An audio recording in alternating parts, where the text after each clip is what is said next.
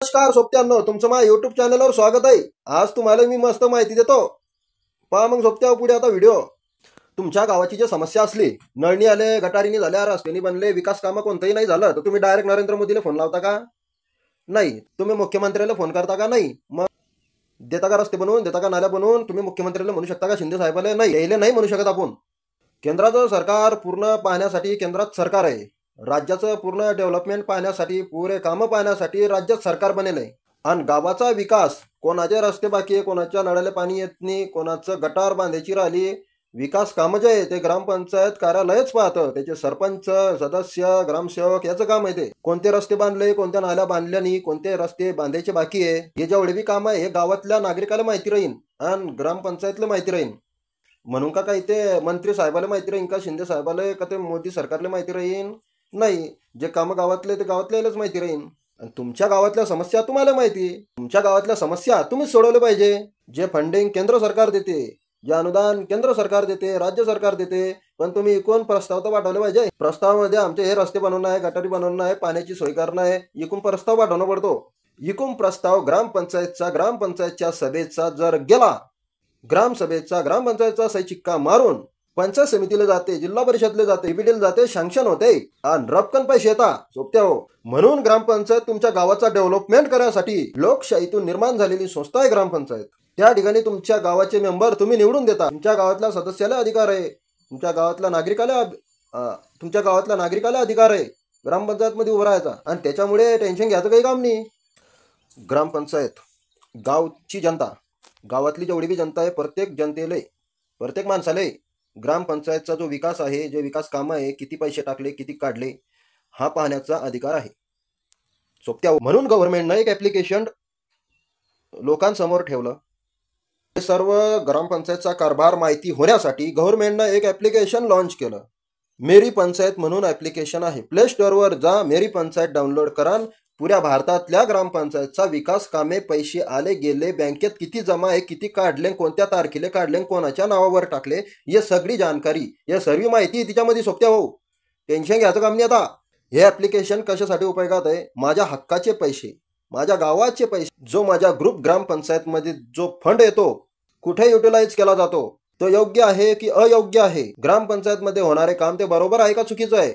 या सर्व कामावरती सर्व गावकऱ्यांचा, सर्व नागरिकांचं लक्ष असणं आवश्यक आहे। एखादी गोष्ट मला माझ्या ग्रामपंचायत वरील माहिती करून घ्यायची असेल तर मला सतत फेऱ्या मारणं पडत। पहिले एखाद्या अर्ज दिला, त्या अर्जाला उत्तर नाही, आरटीआय दाखल केला, आरटीआयला 30 दिवस उलटून जातात, तरी बी उत्तर भेटत नाही। अपील चाललं जातं, अपिलामध्ये 2-3 होऊन जातात, ते तिच्यात बी जमू देता नाही, आरटीआयला बी उत्तर देता नाही। पहिला अपील, दुसरा अपील, काहीच उत्तर नाही। ग्रामसभेमध्ये एखादी विषय जर मांडायचा असेल तर माझ्याकडे पुरावे नाही, काही माहितीच नाही, मला काही माहितीच नाही, तर मग मी तर कशी मांडील आणि कशी थांबलून गाडीन? यासाठी माझ्या हक्काचं, माझ्या अधिकाराचं ॲप्लिकेशन आपल्या समोर आलेलं आहे।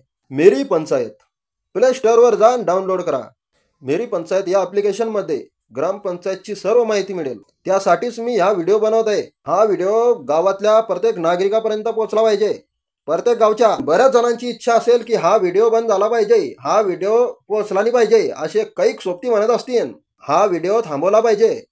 जो माझ्या ग्रामपंचायतचा फंड तुमच्याकडे येतोय तो पूर्णपणे युटिलाइज झाला आहे का नाहीये? तो पूर्ण युटिलाइज झालाच पाहिजे, त्या फंडचा पूर्ण वापर झाला पाहिजे। बऱ्याच असे गाव आहे जे ग्रामीण भाग आहे, बिचारायला काहीच माहिती नाही राहत। सकाळी उठता, कामाला जाता, पुरे शेतकरी वर्ग, पुरा गरीब वर्ग, ग्रामपंचायतकडे कोणाचंच लक्ष नाही राहत।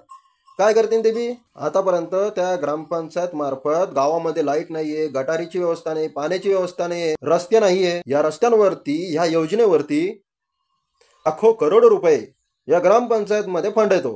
लाखो करोडो रुपये ग्रामपंचायतमध्ये उचलले जातात, तो सर्व हिशोब कुठेच नाहीये। म्हणून या सर्व खर्च, सर्व माहिती म्हणून सरकारने या ॲप्लिकेशनवरती लोड केली आहे। जनजागृती करणं हा तुमचा अधिकार आहे। आता तुम्ही जर याची जनजागृती नाही केली, हे ॲप्लिकेशन सर्व लोकांपर्यंत जर पोहोचलं नाही, तुम्ही ज्या अवस्थेमध्ये आता आहे, ज्या अवस्थेमध्ये आता आहात, त्याच अवस्थेमध्ये राहणार आहे। कारण की कोणाला काहीच माहिती नाही ग्रामपंचायतमध्ये काय खिचडी शिजवली जाते, काय बनतं, कोणते मसाले टाकले जातात, हे ग्रामपंचायतमधलं जनतेले, साधारण जनतेला माहिती राहत नाही। बरेचसे लोक आहेत त्याला काहीच माहिती नाही। मी म्हणतो ग्रामपंचायतचे जे सदस्य आहे काही त्याला बी कोणत्याही प्रकारची माहिती राहत नाही। ग्रामपंचायतचे सरपंच, ग्रामसेवक काय करता हे त्याला सुद्धा माहिती राहत नाही. म्हणून हे ॲप्लिकेशन डाउनलोड करा, या ठिकाणी लॉग इन करा, सर्व प्रकारची तुम्हाला माहिती मिळेल. आणि हे पोहोचू नये म्हणून खूप सारे प्रयत्न सुद्धा होते. हाणून पाडणं हे आपलं काम आहे जनतेत. आणि कोणत्याही ग्रामपंचायतचा डेटा जर पाहायचा असेल तर या ॲप्लिकेशनवर तुम्ही बदलू शकता. राज्य निवड्याचं, जिल्हा निवड्याचा, तालुका निवड्याचा, गाव निवड्याचं आणि त्या ग्रामपंचायतची माहिती पाहायची. सर्व भेटून जाईल तुम्हाला. आणि ज्याला आपण निवडून द्यायला सोपत्या हो ते बी कामं करताना नुसतेच म्हणता आज करू, काल करू, 8 दिवसानं करू, 15 दिवसानं करू. काही कोणाचं नाही, कोणाचं नाही, कोणी ऐकून नाही राहिलं. काय करता सोपत्या हो? मग बेकार काम आहे. म्हणून सोपत्या हो हे ॲप्लिकेशन डाउनलोड करा आणि पुऱ्या ग्रामपंचायतवर नजर ठेवा.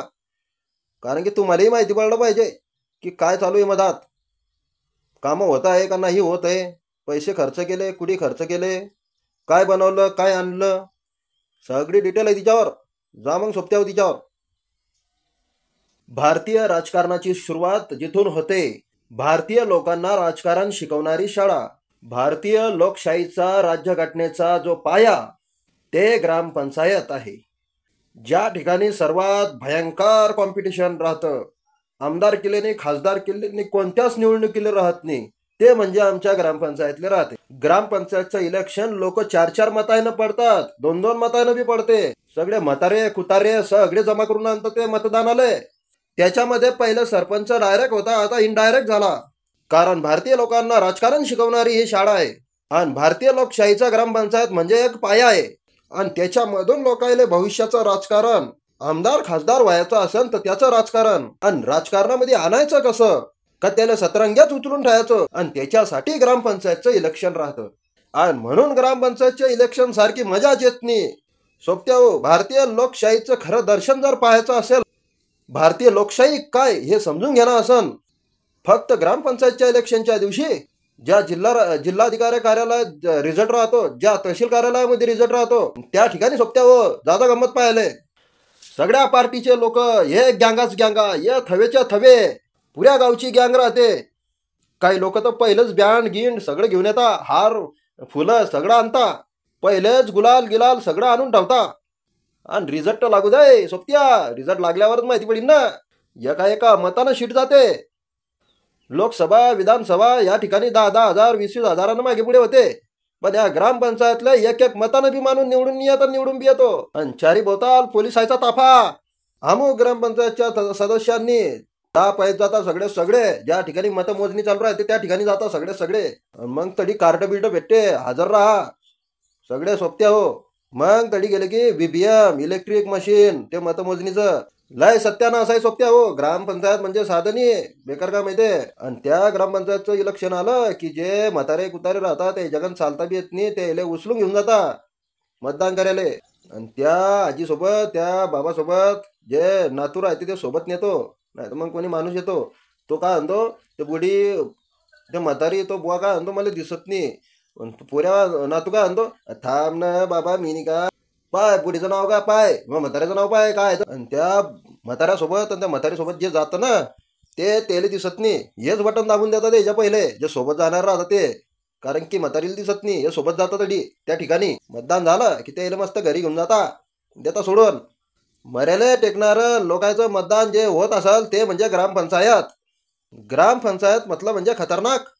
हे आरक्षित जागा, 50% महिला, नवराच पुढं, बायको सरपंच, नवरा पुढं. बाईले बी 5% पैसे कसे खायचे ते बी शिकवून देते. असं आहे काही गावामध्ये असंच झालं. गावामध्ये कोणत्याही विकास कामाचे जर पैसे काढणार असले तर ते 5%, कारण की ते शिकवायला. ग्रामपंचायतमध्ये विकास कामाचे जे पैसे येतात, निधीचे पैसे येतात, ते ग्रामपंचायत सरपंच आणि ग्रामसेवक शिवाय निघत नाही. ते त्याचं 2 जणांचं सहमत राहतं तिच्यात. म्हणून सरपंच हे मोठं पद आहे. जर तुम्हाला राजकारण शिकायचं असेल तर तुम्ही या ग्रामपंचायत मधून राजकारण शिकू शकता. ग्रामपंचायत खतरनाक आहे, लोकांबद्दल डायरेक्ट कॉन्टॅक्ट होतो. आणि ग्रामपंचायतचा जो सदस्य आहे फुकट पद, ओ चोट्ट्या फुकट निवडून द्यायला करा ते काम करणं, नालीचं गटारीचं रस्त्याचं, नळाला पाणी येत नाही, पाणी तुमतं लच गाय देता लोक. सदस्य आले बी महिन्याची एक ग्रामसभा होते, त्याचे 200 रुपये भेटतात सदस्याले, 200 रुपये महिन्याचा भत्ता भेटतो सदस्याले. आणि पुरं गाव गाय देते. कारण फुकट निवडून दिलं का मत माग्या टायमाला बरं हात जोडून आलता दारा पुढे, आणि आता कामं करायच्या टायमाला मागे सरतू का, असे म्हणता सगळे लोक. सदस्याची बिकट समस्या आहे. प्रत्येक गावातली तेच बोंब आहे. काही काही राहतं चांगलंय. त्या सरपंचापेक्षा तर ग्रामपंचायत सदस्यालाच बेकार काम आहे. ते लोक काय बी देता. सरपंच तरी मस्त राहतो आरामात. त्याच्याशी जास्त लोकांचा संपर्क येत नाही. सदस्य जे गली परत राहता ना, तेलच लोक गाय देता. आणि सोबत्या हो, चला मग व्हिडिओ कसा वाटला लाईक करा, सबस्क्राईब करा, हा व्हिडिओ लय जणायला शेअर करा आणि मेरी पंचायत ॲप्लिकेशन डाउनलोड करा. पहा मग तुम्ही सगळी माहिती भेटीन तुम्हाला तिच्यामध्ये. मग असं म्हणणं आहे सोबत्या हो.